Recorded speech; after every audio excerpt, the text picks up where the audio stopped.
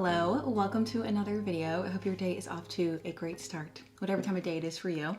I'm having a quite lovely morning because I just finished planning our 2025 garden, which is always fun. I'm really excited to be partnering with Fairy Morse on this video. I'm going to share all about my gardening journey, how I got to where I am today, and my plans for our garden this year. If you're unfamiliar with Fairy Morse, they are a high quality seed company that helps gardeners at every level by providing them with high quality, reliable seeds for pretty much anything you would want to grow in your garden or around your yard. Now that I've got my garden plan set up, I'm going to look through all of my seeds and see what seeds we need to get and which ones we already have from the previous season. I love using Fairy Morse seeds because they have such a wide variety of organic and heirloom seeds, and I've always gotten great results with them in my garden, and I really think they make the process so easy for you. Before we get into my current garden, I thought I'd start with a brief overview of where I've been. I grew up in the suburbs, and I'd say my mom gardened a little, but she wasn't like a super avid gardener. She always had a green thumb, and the front of her house always looked great.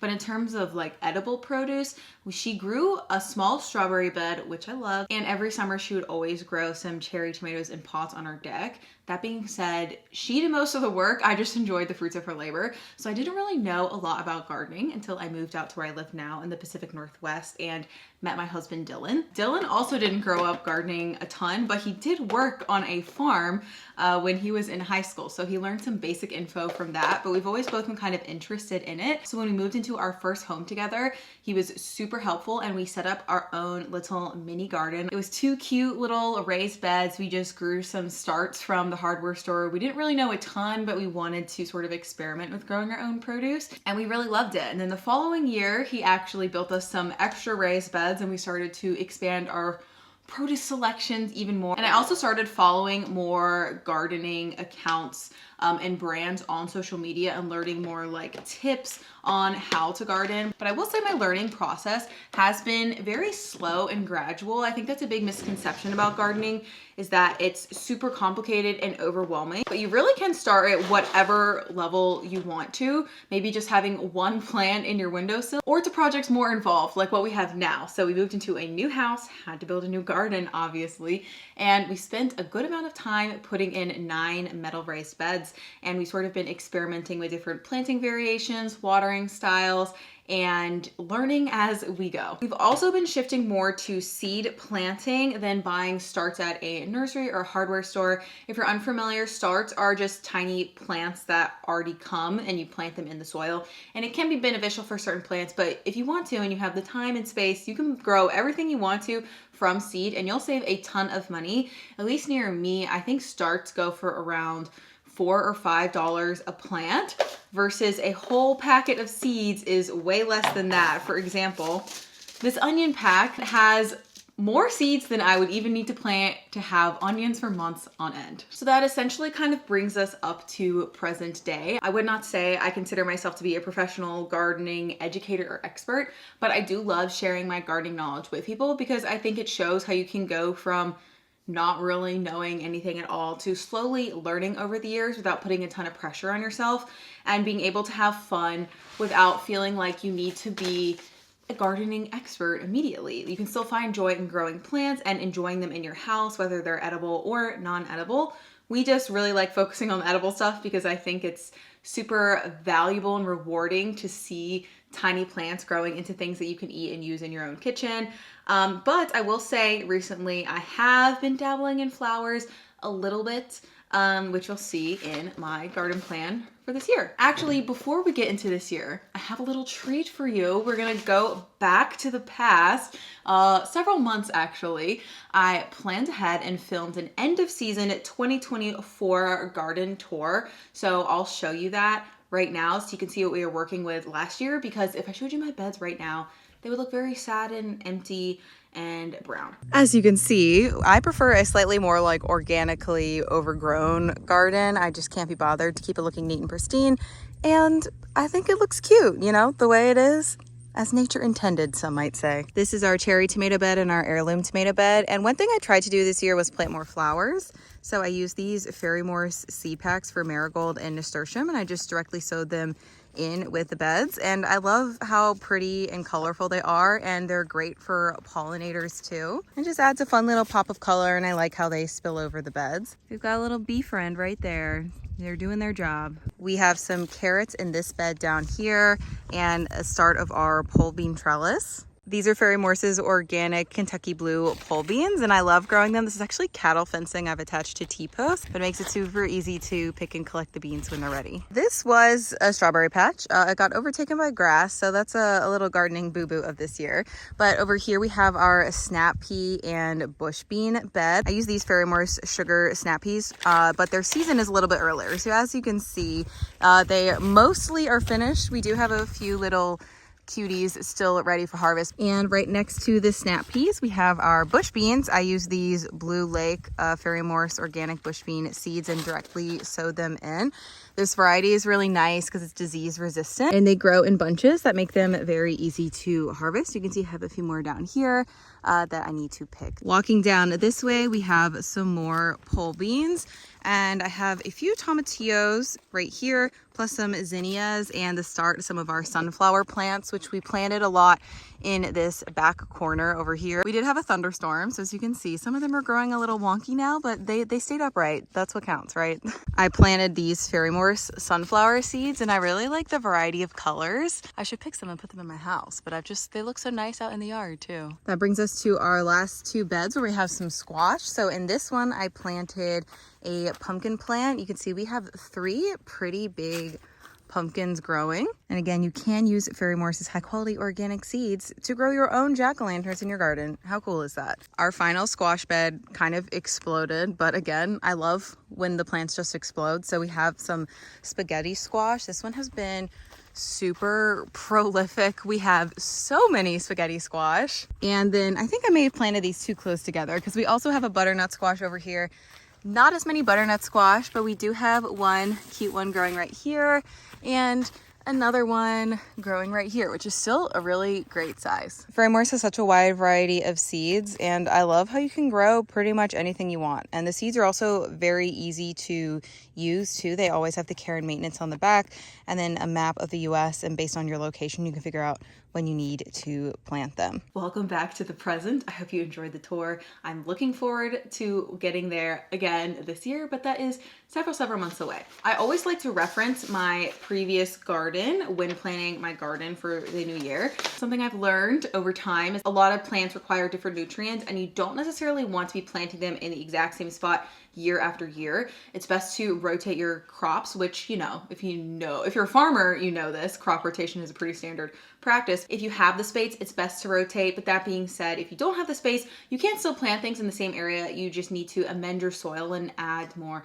like compost and fertilizer to it, just to make sure your plants are growing at the rate and volume of produce that you want. We do keep a few things in the same spots that are like lower energy crops, but let me zoom in and I'll show you what we've got planned for this year. So here is our current 2025 garden plan. This is subject to change, but I think this is going to be our loose plan going into things. I like to draw out our 9 raised beds, and we also, which you saw in the videos, have some cattle fencing arches right here on these 2 lower beds that we always put pole beans on, because those you can plant in the same spot every year. We generally like to grow the same things every year. I always make sure to rotate my tomatoes. So last year they were in these 2 beds and I moved them over to these 2 beds. We also had a lot of success with the onion border last year, so we're going to keep that, but I'm moving the carrots over to this bed, and we haven't planted beets and radishes in a few years, but I really enjoy them. So we're going to be planting them there. And then we moved our snap peas and bush beans 1 bed over to here. I shifted our squash over. This is where the tomatoes were last year.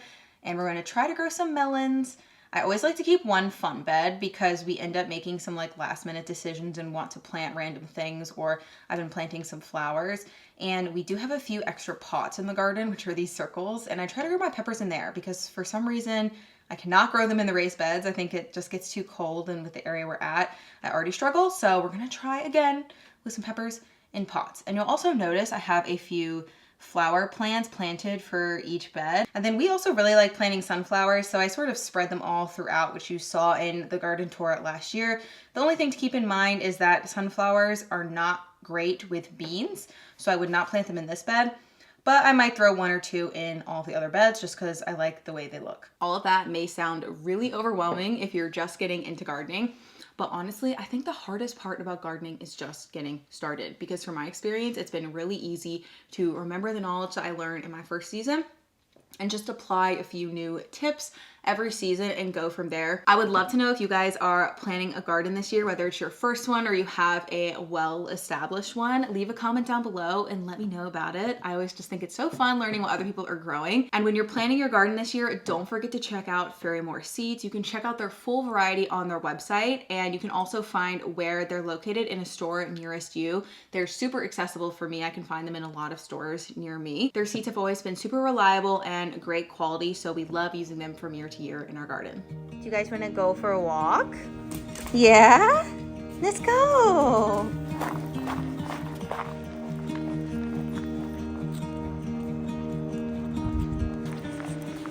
Just got back inside from walking the dogs. I cooked some rice in my Instant Pot, and I have this leftover smashed cucumber edamame salad. Super simple, but it's like a great source of protein and fiber with the edamame and cucumber. So I'm just gonna plop this on here, and that is my quick and easy lunch. I'm gonna spend the rest of the afternoon probably cleaning my house, because if you can see from the background, it's a bit of a mess.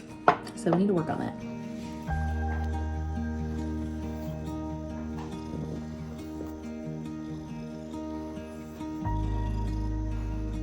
I've been working on a recipe for some crispy dill pickle tofu, and we have some leftovers, so we're going to reheat this for dinner. And I'm just gonna roast some other veggies on a big sheet pan to make it nice and easy. And I always like to have some form of like carb veggie protein with dinner, so we have protein with the tofu, and I'm going to be using these gold potatoes for our more carby veggie. Usually we have potatoes or rice, noodles, or pasta of some sort with our meal. Just plop them all on the baking tray, and don't really want to get a bowl dirty. So I'm just going to push them all into the middle and drizzle them with some olive oil. And I have a very tiny bit left of this. It's like a lemon pepper spice blend. I'm just going to sprinkle it generously over the potatoes. Oh, that's the rest of it. And the blend has salt in it and pepper already, so I'm actually not going to add anything else to it.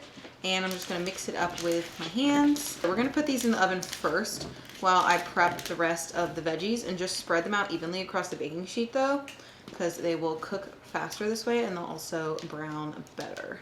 The rest of the veggies, we have some oyster mushrooms and some green beans, and I'm just going to trim the ends of the green beans and keep them pretty long. These are thin, so they're really not going to cook for very long, same as the mushrooms. So I'm cooking the potatoes at 420 for about 20 minutes. And then I'll just add these in for probably like the final 10 minutes of cooking, because I like my green beans more al dente. And then I think I'm just going to add the tofu for like the final 5 minutes of that. Just really basically needs to be reheated so it's not cold and can crisp up a bit. Green beans are chopped. They always look so much smaller once you have them all lined up and organized. For the mushrooms, I'm going to keep things pretty simple. I'm just cutting off any of the bottoms of them where it's like super congealed. And then for oyster mushrooms, I just like to tear them. Like if they're this size, I'll just rip them in half into, well, they shrink a lot in the oven. So I would say it is kind of like bite-sized pieces. I actually think oyster mushrooms are my favorite mushroom flavor. We don't get them very often because they can be kind of pricey and harder to find, but they're just so delicious. I think cremini would probably be my second favorite. And I like shiitake in certain applications, but sometimes I feel like the shiitake mushrooms taste almost kind of like fishy. And if you like the fishy taste, you know, you'd probably really like shiitakes. I know Dylan really likes them, but as someone who hates the smell of seafood and really I can't even eat vegan seafood, which probably isn't even that realistic.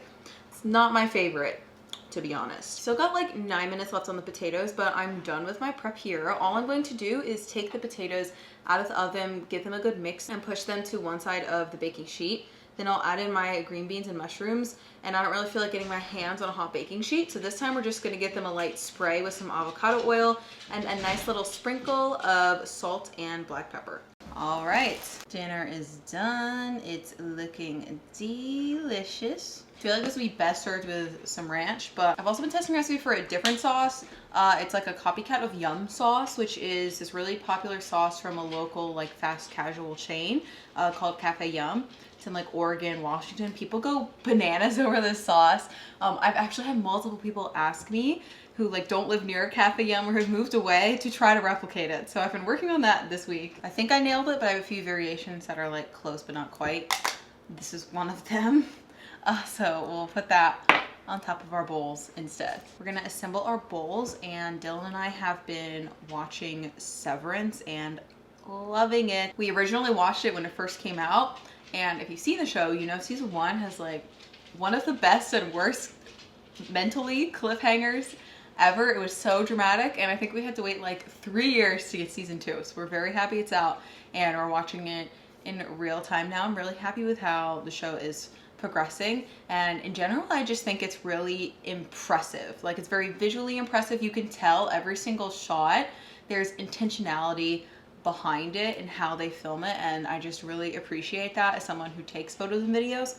Mine's of food, and it's probably not as good as the way they film it, but I still am like actively noticing it in a good way while I'm watching. It's just a great show. I think the acting's great. Everything about it is great. Finished the episode. It was amazing, as always. So we're pretty much winding down for the night and going to head upstairs and go to bed. I'm gonna read my book for a little bit. Side note, does this Kindle cover expose me as like a millennial? I just thought the composition was so nostalgic. It reminded me of like kindergarten and preschool. But that is it for this video. Thank you all so much for watching. I hope you all are doing well wherever you are and taking care of yourselves. And thanks again to Fairy Morse for sponsoring this video. Be sure to check out their website, I'll link it below, and shop their high quality seeds. Talking and I inhaled my mint and it shot like a bullet to the back of my throat. Okay, take 2. Thank you. Thanks again to Fairy Morse for sponsoring this video. And be sure to check out their high quality seeds for all of your gardening needs this season. You can browse their full catalog on their website and shop them in your store near you as well. That's all from me, and I look forward to seeing you all in a future video. Bye!